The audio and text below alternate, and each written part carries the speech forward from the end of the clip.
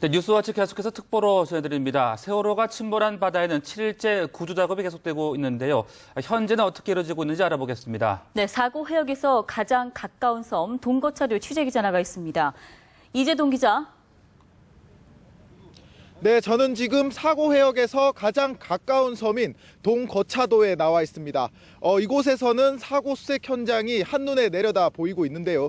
지금 제 뒤로 보시는 것처럼 연문은 조금 끼어 있지만 바람이 거세지 않고 또 파고가 높지 않아서 수색 작업에는 큰 지장이 없는 날씨입니다. 날씨만큼이나 수색 작업에서 중요한 것이 물살의 빠르기인데요. 오늘부터 나흘간 조류가 가장 약한 소조기에 접어듭니다. 이 기간에는 유속이 더욱 낮아질 것으로 보여 사고 발생 후 수색 작업을 하기에는 가장 좋은 조건이라고 보시면 될 것 같습니다. 지금 화면으로 보시는 것이 잠수요원의 거점 역할을 하는 대형 바지선인데요. 잠수요원이 침몰 해역 가장 가까운 곳에서 대기하며 구조 작업을 벌일 수 있는 곳입니다. 바지선 왼쪽으로는 침몰한 세월호의 위치를 짐작케 하는 갈색 공기주머니 리프트백이 있습니다. 리프트백을 중심으로 해군과 해경함정 또 민간 어선들 수십 척이 모여 수색에 총력을 펼치고 있는 모습입니다.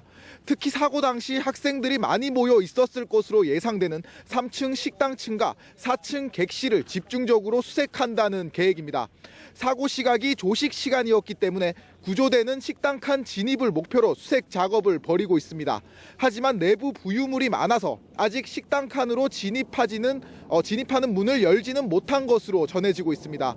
오늘 밤부터는 수중등이 달려 바닷속을 밝힐 수 있는 고등어잡이 어선도 현장에 도착해 수색 구조 작업을 돕게 됩니다. 이곳 구조 선박들 주변으로는 또 해양 크레인 선도 대기를 하고 있는 모습이 보이는데요. 실종자 가족들이 선구조 후 인양을 당국에 요구했고 정부 측도 실종자 가족의 동의 없이는 선체를 인양하지 않는다는 방침이라 우선은 사고 현장에서 멀찍이 떨어져 수색 작업을 지켜보고 있는 모습입니다. 희생자 숫자는 오늘만 21명이 늘어난 108명이 됐습니다.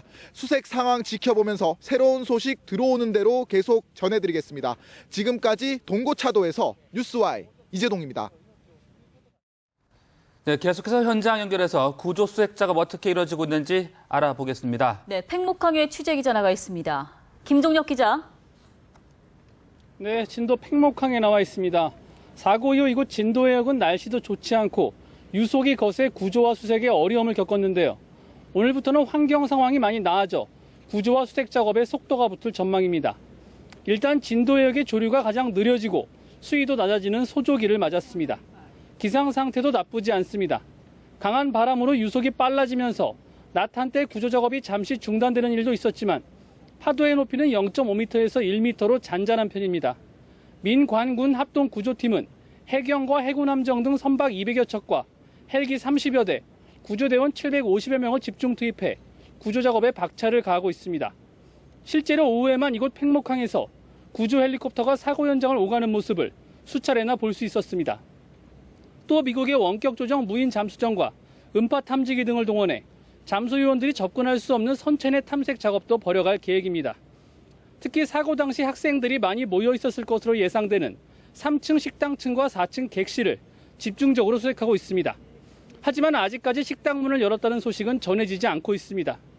수색 작업을 마치고 돌아온 잠수사에 의하면 배 안에 진입하기 전까지는 조류 때문에 어렵고 진입한 이후에는 시야가 확보되지 않아 손으로 더듬어가며 수색을 해야 하는 어려운 상황이라고 전했습니다.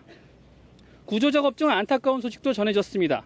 오늘 오후 1시 30분쯤 해군 UDT 소속 상사 1명이 마비 증상을 호소해 청진암으로 이송돼 치료 중입니다.